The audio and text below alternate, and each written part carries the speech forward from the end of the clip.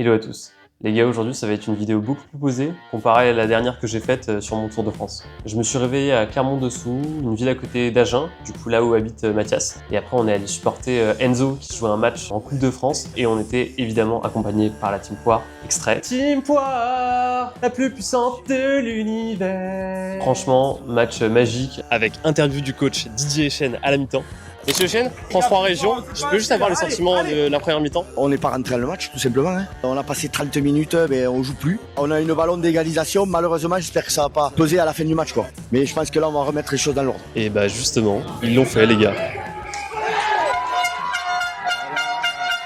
Bien joué l'équipe!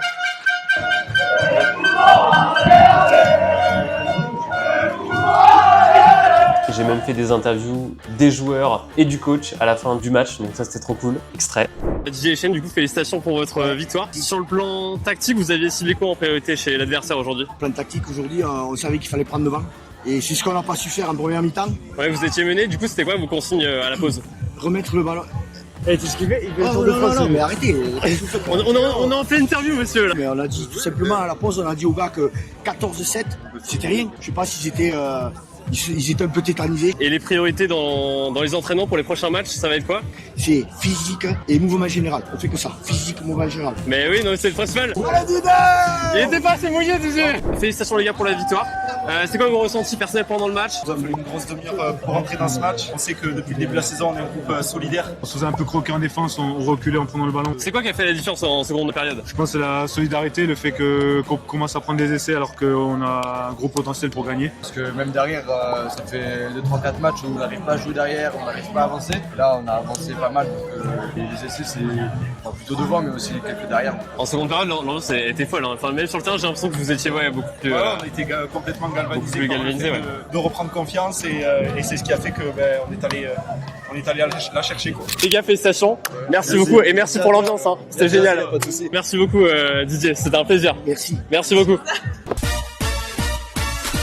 Après la fin du match, j'ai dit au revoir à la Team Poire et il y a Mathias qui m'a redéposé en voiture à la ville Le Passage, c'est le nom de la ville, pour me mettre en tête de retrouver un hébergement pour la nuit. Et vraiment, j'ai fait 2 maisons et à la deuxième maison, il y a Jeff, Aline, Léna et Gabin qui m'ont dit que je pouvais venir dormir chez eux. Jeff, Aline, Léna, Gabin, vraiment mes amours de m'avoir aussi bien accueilli. Fin du jour 10. Pour le jour 11 de l'aventure, petit déj avec toute la famille, Jeff, Aline, Léna, Gabin, et je savais déjà où j'allais dormir en fait. En fait, hier, il y avait toute la famille qui mangeait ensemble, et il y avait notamment le frère de Jeff, qui s'appelle Thomas, et qui m'a dit que je pouvais venir dormir chez lui à l'Erac le soir, le lendemain du coup. J'ai quitté toute la petite famille à 9h, j'ai fait un tour sur le pont canal d'Agen, qui est vraiment magnifique, regardez. Et là, sur le pont canal, il était 10h. J'étais trop heureux d'avoir la sensation d'être ultra libre dans mon voyage. Bref, c'était génial. Après, j'ai fait une petite séance montage parce qu'il faut bien faire tous ces cuts. D'ailleurs, c'est pour ça qu'il n'y en a quasiment pas dans cette vidéo. C'est parce que je peux pas passer 12 heures par jour à faire que du montage. Salut, c'est Louis du montage. Louis, quasiment pas de cuts dans cette vidéo. Et 12 heures? Vraiment? D'ailleurs, on y reviendra, ça va teaser un peu la prochaine vidéo. Ensuite, l'après-midi, grosse séance de muscu avec Mathias, qu'on a fait en stream. J'ai bien douillé. Et Mister m'a déposé à l'Erac. Le stream, peut-être à une prochaine, je vous refais un bisou. Mister m'a déposé à l'Erac, la ville de Thomas, qui m'a présenté sa résidence, toute mignonne, et son appartement. Et vraiment, merci beaucoup à toi Thomas de m'avoir hébergé pendant 2 nuits, parce que je devais un peu me poser pour réfléchir sur comment j'allais vous faire vivre cette aventure. Du coup, petit teasing de la prochaine vidéo, où vous verrez comment j'ai dû bien me poser pour repartir sur ce voyage en impro. Honnêtement, je pensais vraiment pas en arriver là, mais ça, ce sera dans la prochaine vidéo. C'était l'aubergiste, tu parcours la France pendant 365 jours et c'est la fin de ce récap, jours 10 et 11. Ciao!